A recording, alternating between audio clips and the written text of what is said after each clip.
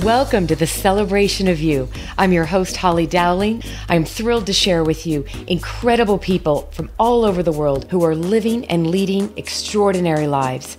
From overcoming immense adversity to discovering the secret sauce to leading with courage and grace. Their stories are going to bring you hope and inspiration. Now, let the stories begin. Well, he wanted it to happen. He just had to make sure you knew his presence was there first. Absolutely. And everybody just heard that because I am kicking off and starting. I'm not even going to waste a moment.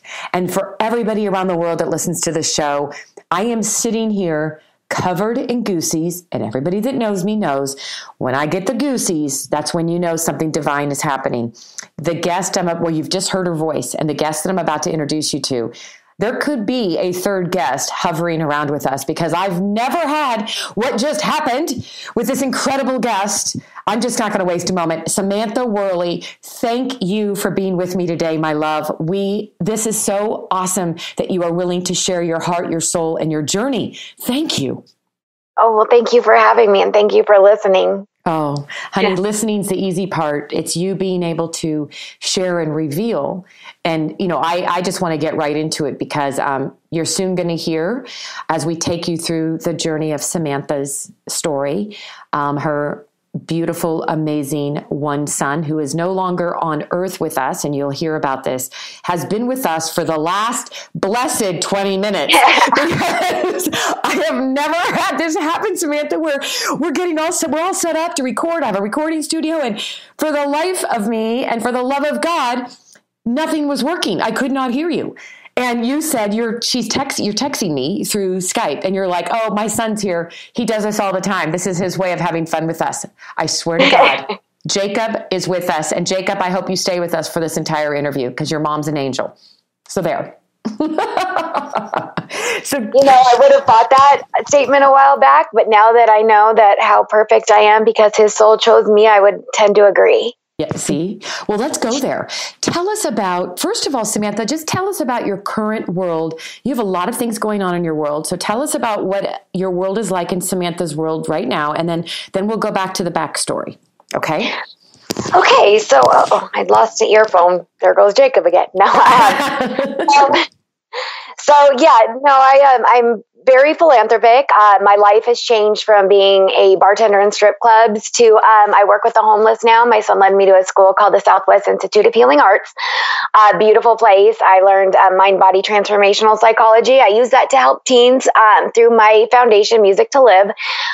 Anybody who may be suffering with any kind of depression, anxiety, lack of self-awareness, I try and provide them with reading tools and coaching.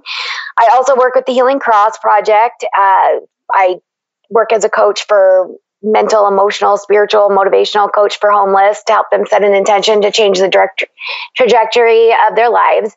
And I work regular jobs as well. I work at a gym, and I'm really getting into the whole self-empowerment and changing my beliefs about myself. Anything that I believed about myself before, I'm working to transform that because it's just a belief. So that's kind of where I'm at. Well, I love how you just gave us the quick overview, but there's so much in that with the moment I met you, and we have to tell everybody, people like to know, how do you meet your guests? Well, I'm always open to serendipity. Divine, perfect things happen when you're open.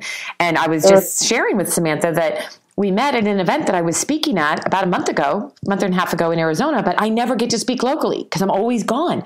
And it was an amazing event, smart women event. We connected before you even knew I was the speaker.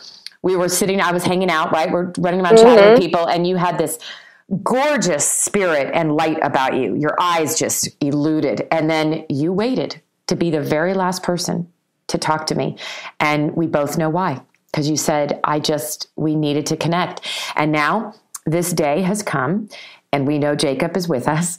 And I want to go back to all of the work you're doing now, which the healing work, the spiritual work, the working with mental health. And I love everything that you've made your life about, but this did not happen easily. And no. The story goes way back. So do you mind if you would take us back? Because I don't even really know this. Take us back to maybe a pivotal moment. I know there's many, but maybe back when you were a very young girl, like was there a pivotal moment when you were a really young girl, or was this a progression of abuse over years and then the accident? The pivotal moment, I would say, when I had my first spiritual experience or my divine intervention, and Mr. Rogers saved my life. I was contemplating how to kill myself at probably about 5 years old. And I was like, maybe if I jump out of the car when my mom's driving, like I was just contemplating this. And my mom was very mentally ill. She was, I wouldn't say she was mentally ill. She was just a very broken woman. And she was very suicidal. And she was heavily abused. And I watched abuse my entire childhood. And I just wanted to die. I had to pull guns out of her mouth since I was very little. I was held down to a gun. I don't remember the exact age, but I was in elementary school until we would not wake up alive. So it was a very traumatic childhood, but I went to the TV and I turned it on, and whatever it was Mr. Rogers was talking about that day was exactly what I needed to hear to change my perspective and to, I would ask him questions and he would answer me through the TV. And of course I go to kindergarten and everybody tells me I'm a freak job because I'm like, Mr. Rogers, he saved my life. And he talked to me and they're like, you're a nut job. Don't talk, little kids, they kind of make fun of you, but, yeah, whatever it was that day was divinely what I needed to hear. So that was probably one of my most pivotal moments.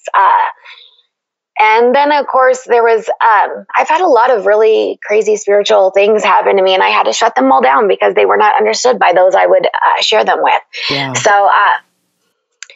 I guess it's just been a lifelong of trauma and abuse. And because of watching that with my mother, I, of course, became very codependent, and got the same kind of relationship. And because of a lack of self, I stayed there and I subjected my son to it. And I won't say anything that it wasn't perfect because he grew so beautiful out of it. Like he was, I can't even say what a perfect child he was, but he was obviously suffering from things I knew nothing about. So he is no longer with us. Right. And the fact that you are willing to, so many things have happened because you've been willing to start revealing. As I say, when you reveal, you heal, but it helps others heal. And Samantha, I feel like your purpose in being here is far bigger, as you already know, far bigger than you. It's about, right? You being a messenger and a vessel. So, and I knew that there was something in the past, but didn't realize the severity of that, growing up. And then of course, don't we all, when you come from an abusive situation at home, we are drawn, magnetized without even knowing it to attract abusers. I've been there myself. And, you end up going, how did this happen? And you wake up one day, but the gift you were given in that journey was Jacob. Tell us about, and I don't know the exact time frame. So now take us to the car accident. Was the car accident before or after Jacob? That was actually 6 years before Jacob. And it actually, this is my biggest message to everybody is that your trauma is your gift to the world. And even though in the small picture, it seems like trauma at the time, it ends up being your biggest blessing. And the car accident was one of those. It's going to be a big reveal in my book, but the basic synopsis behind it is I hit a semi. I had don't remember any of it. I was in a coma for a very long time. I spent months in the neurological rehab thereafter. I wasn't expected to live. They did tell my son to come tell me goodbye. This was in 2010, March 12th of 2010, 2 days before my birthday. I don't remember much from the critical care unit. That part is a little bit fuzzy. But once I was in rehab, I was looking all over for my dead son's body. And they kept telling me my son was alive and that I've even seen him. Of course, I didn't remember much from the critical care unit. But I'm like, no, he's dead. Give me his body. Why are you hiding his body from me? So the nurses had to, on multiple occasions, put me in restraints in the hospital and keep me in my bed because I would keep sneaking out of my room to try and find. They had one of those like screens inside their office that would watch all the other rooms, and I would wait for them to leave, and I would go into the room and watch the screen. They'd pull me out there. You can't watch that. And I'm like, I'm looking for my son's body. Wow. So finally, I got to see my son, and my mind could not wrap around it. Like, it's like, it didn't make sense. So all of a sudden I was like, I have a baby. I killed a baby. It has to be a baby because I know my child's dead. So that whole story will be outlined in my book. But the main thing that came of it is when he died, that he would not let me see their body. And I was like, why? He shot his head. Why can't I? The only thing they would do, he was covered in a red blanket, and the only thing they would let me see is his hand. And then all of a sudden, all the things that I had seen after my near experience started to make sense. Oh my goodness. I'm literally covered in goosies. It's like you were, oh my God, he's with us right now. I am literally covered in goosies because you'd already seen him in that position, but you didn't know that 6 years before. And so, and I don't want to just bypass this because you just said it lightly, but it's not lightly. So 6 years later, your beautiful son, you didn't see the warning signs because, suicide is at an all-time high now. And I do feel we need more money in our world and country put into mental health, like what's causing this. But what do you know? I mean, what happened? What do you think was the moment? And you found him, didn't you? No. Okay. Ironically enough, my mother didn't only put guns to her head. She would I would hide under the cabinets of my kitchen and call the cops to come get her gun. And as soon as they leave, she'd take a knife to her wrist and say, "That's not going to stop me," in front of my face. So it was more of a torturous thing. So ironically enough, my stepdad had gotten sick right before Jacob passed. I believe in everything is my son. It was just his time to go. He came here to create change and to take my healing with them, which is exactly what he did. But my mom had just had to move in with me because my stepfather had come ill and couldn't work anymore. So I had moved her in, and the universe got me out of the house. The way is absolutely crazy, and that will be outlined in my book as well. But the point is that my mother was the one that actually found him.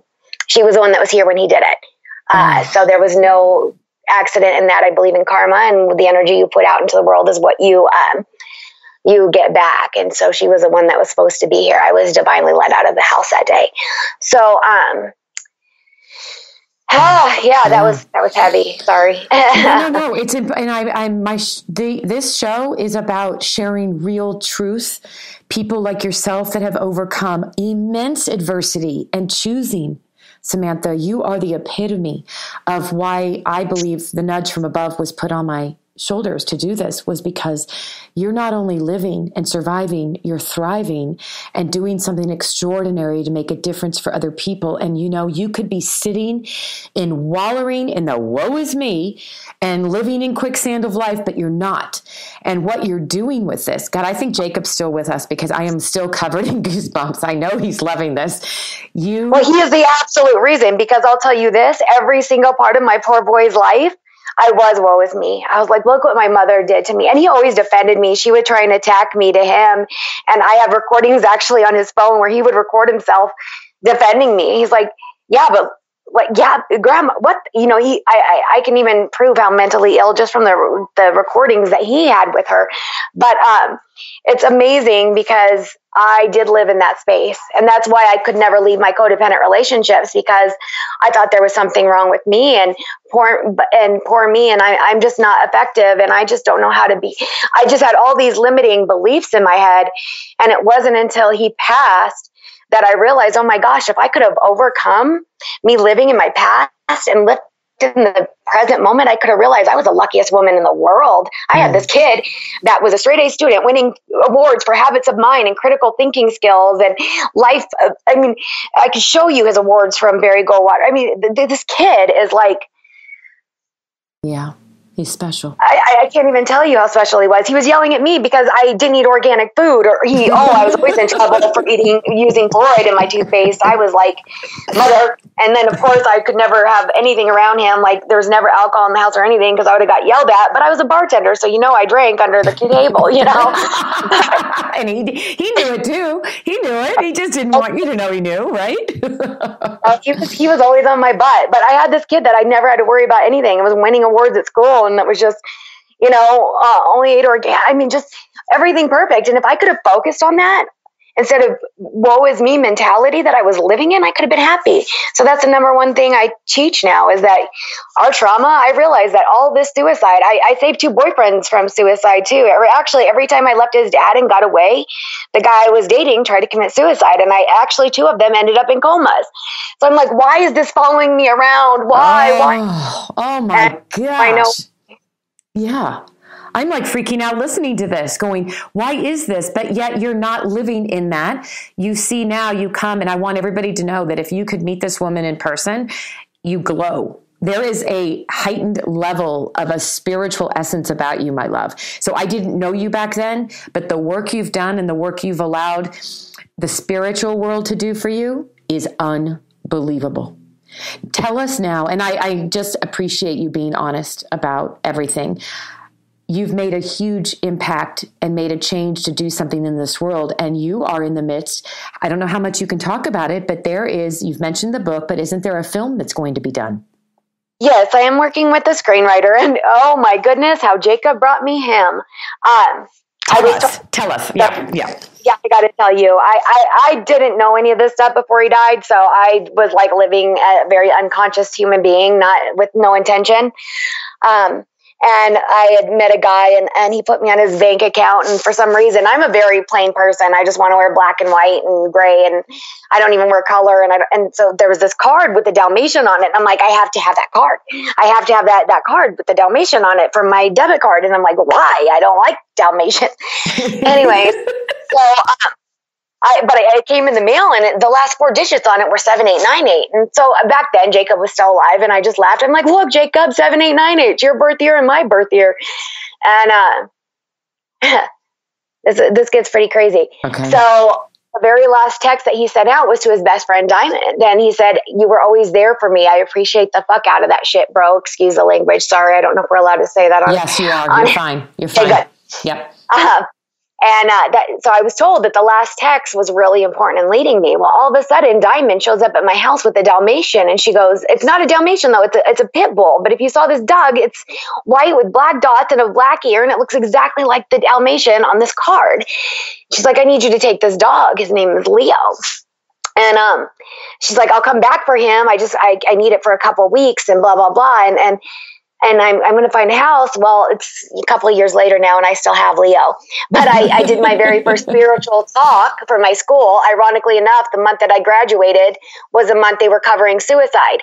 By the way, after Jacob died, the next 17 months, there were 88 suicides in high school, and just in Arizona alone. So I was doing a talk at my very first spiritual talk, and my school had asked me to be a part of it. And all of a sudden, right after that, I get this random message on Facebook and it says, Samantha, you are such a brave soul. And I'm like, I feel like we're supposed to talk, because guess what? I saw his name, and his name was Leo, the same name as that Dalmatian dog. I reached out to him, and I've been working with them ever since. We're still in pre-writing of the screenplay. It's gonna, he seems to think that I'm a superwoman and we'll have it out within a year. I'm a little bit, I'm still I work 3 jobs and I'm trying to do all this. So, and I'm helping kids through my foundation. So I stay very busy. So I think it'll be more like 2 years. Don't tell him I said that, but, yeah, don't let him listen to this then. I know, right? So, but yeah, no, it's very amazing how just all the right people, my biggest miracle, I do want to tell, is that, so I was going to commit suicide when he died. I had no intention of being here. I've never been married. I have no one. I'm not close to my mother. I feel like she is as toxic of a narcissist as there can be. And I decided that I was just going to fulfill my son's dying wish. In his letter, he left me a wish saying, please get to G-Eazy and tell him what a difference he made in his life. I know this won't be an easy task, but this is all I ask. So I made it my life's mission before my suicide to reach out to G-Eazy. And I go to my first medium, and she changed my freaking life with this kid. Everything she said to me was things that only me and my son would know. And she goes, he's giving me the month of March. And I'm like, well, I almost died in March, and my birthday's in March. She's like, but he wants you to pay attention. And he's also giving me the number 17. About a couple weeks after I leave her, I get tagged from an old friend of mine from elementary school that says, Pot of Gold Festival, March 17th, G-Eazy. vision. I swear to God, I had a vision. I was supposed to hold his urn over my head. I have all the pictures. I have to prove it. Mind you, right before he died, he took a Greyhound bus to Flagstaff to meet G-Eazy. And I shared the song, Me, Myself, and I said, when your son takes a Greyhound bus to go meet his favorite artist in Flagstaff, hashtag proud mom, and gets the VIP pass to meet him. So I chose the song, Me, Myself, and I. And because it was my favorite song by G-Eazy. And then, I go to the concert. None of my friends would stand with me. They're like, you can't take that in there. And my son's dad, who was very controlling, said, just leave it in the car. If we get to meet him, I'll come get it. And I'm like, no, this is for my son. I know what I'm supposed to do. I saw what I'm supposed to do, and I will do it. And for the first time, I stood up to him, and I took my son's urn. No one would stand with me because they thought I was a crazy crazy woman. This is a 42-pound marble urn. Or no, I'm sorry. 42 is how old I'm going to be. That's my number on my head. But no, it's like about a 22-pound marble urn. And I became Superwoman, and I held it over my head until he saw me, and all of a sudden about 5 people came into where I was, into the group, and pulled me out and took me behind stage, and he came back and he kissed my cheek and he looked at my son's name and the name on it, and he went out and he said, this song is for Jacob. If you're alive and you're happy to be here tonight, let me hear you scream. And he started singing Me, Myself, and I. Yeah, it's pretty deeper than that. It's all going to be in my book, but that was, he took me behind stage, back, and I started talking to Dakari, his producer, and I started telling him, and ever since he died, I started having all these crazy coincidences. And he's like, oh, honey, there's no such thing as a coincidence. And I'm like, I know that, but everybody thinks I'm crazy. And so that G-Eazy comes out and he looks at me, he goes, I remember your son. I remember his light. He was an old soul like me. And I'm like, you had me at 12. I got to talk to him for a while. And due to the difference that he kept me alive, because now I knew my son was leading me, and he kept my son alive. And now I am starting Music to Live. So, I love Music to Live. And my son, my youngest, is in the music industry, a producer and tour manager. I can't wait for him to hear this and to know more about your Music to Live. Will you tell us really quick before we wrap this up, my love? I want to know all about that. So I want people out there that listen to this to know how they can help you and help support Music to Live. Right now it is, I do have a website, but it is still under construction. I'm working it very slow because like I said, I am still working my job to pay my bills. I still am working. I do get contacted to go help random teens. Right now I'm just taking the books that I have and giving them to them and giving them like podcasts that have helped me or whatever. But I'm just teaching them self-awareness and how energy works and about karma and projections and how not to take anything personal, because 90% of bullying, all of it, is coming from somebody else's lack of sense of self, not from anything being wrong with you. And so I share all my spiritual truths and my story and what has helped me transform my life with them. You can go to musictolive.org and leave your email address, but it is still, the website still is under construction. I'm doing work through it, but I don't have the business aspect of it completely where it needs to be as of yet, but it will be. It's all a process. And it's all in perfect timing. It's going to be. And you don't know when that is, but you're trusting because you're living in such the flow of trust now, which I love. And I can just hear it in your voice. And I know people, okay, so 2 things, my friend. People are going to want to reach out to you. So I want to respect you. Will you tell our listeners how, if they want to learn more, just reach out to you, like tell you impacted their life or find out more about all the things you're doing? What's the best way for them to contact you? Samantha at musictolive.org is my business website. My business email. So they can contact me through there, or I have just a general samantha.musicforlife@gmail.com. I'm pretty open to anything, to be quite honest. I love to hear from people and how I've impacted their lives, because that's what keeps me going. So whatever, I'm more than happy to leave my phone number with you. I'm sure you already have it. And whoever wants to get in contact with me, you are more than welcome to give it to. I'm not going to say it over the air just because, but, I trust your discernment. Thank you. Yeah, we'll be careful about that, and I just know that people, it's when you're willing, I'm going to keep saying it, when you're willing to reveal, you heal. And it's true. And you have had so much that to this moment, just to sit here and experience your joy and your enthusiasm for life. And it's so beyond you. You're so gracious in giving all of this to the universe, to the spiritual side of everything. And you trust the divine. I always ask my guests this one final question, and I'm really wondering, I'm not going to give you an age. I usually ask, go back to your young 20-year-old self. I'm going to let you pick any age. Go back to the younger version of Samantha. It could be the little girl living in a horrifically abusive home. It could be, bartending. I don't know what age it is. Just go back to a younger time for Samantha. And based on all that you've been through and all of life's experiences and gifts that you've been given now, what advice would you give your younger self based on who you are today and what you know? Oh man, you know what? Me, myself, and I. And that's the biggest thing that I would tell her. I've spent so much time caring what other people thought and spending my life to make other people happy, that it wasn't until I learned that I'm the only one that's ever going to show up for myself the way that I expect someone to show up for me, and that I started relying on myself and taking action, me, myself, and I, without needing anybody else to support me, realizing that I was going to be the person that had to support me. And hopefully one day I'll find that significant other that will be there and to show me love and to show me the compassion and empathy I deserve, but it's not time yet. So I'm learning that if I could have relied on myself back then, I could have saved myself a lot of heartache. That was beautiful.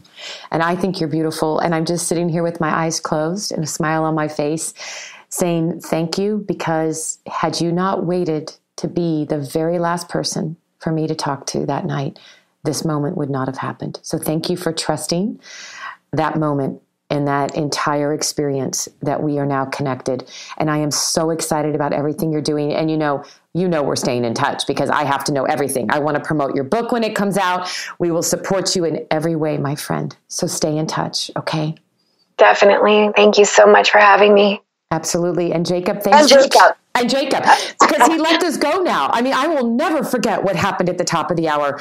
And that was just the coolest thing ever. And also I want to give, this is crazy. I literally just watched My Beautiful Neighborhood, the Mr. Rogers Show. Have you seen it yet, the movie? Oh my God. Oh, okay. I could go on a whole other wormhole of what happened when I went to see that, but we'll save it for another show maybe, because yes. And the song that Jacob has dedicated is My Hero's Journey, which will be in my book as to why they were here performing it the next night. It's something like this, because I've never been able to be kissed. Even his dad could never kiss me because of his anxiety. It was so bad that I might have drank some alcohol or took a vitamin, and he couldn't have anything like that in his system, so he could never kiss me.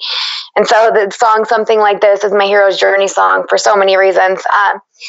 But the day after that song or that movie was released, the next day the Chainsmokers were here performing it, so I got to go see them the day after for the second time. The first time was after I got to Logic, who came out with the Suicide Helpline number song just days before Jacob.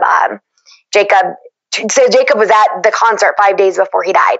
And it was a G-Eazy concert, but Logic opened up for him, and he came out looking for him, or he came home, I should say, telling me about him. And then right after he died, he came out with the Suicide Helpline number song. So I made it another mission to get to him, which I accomplished.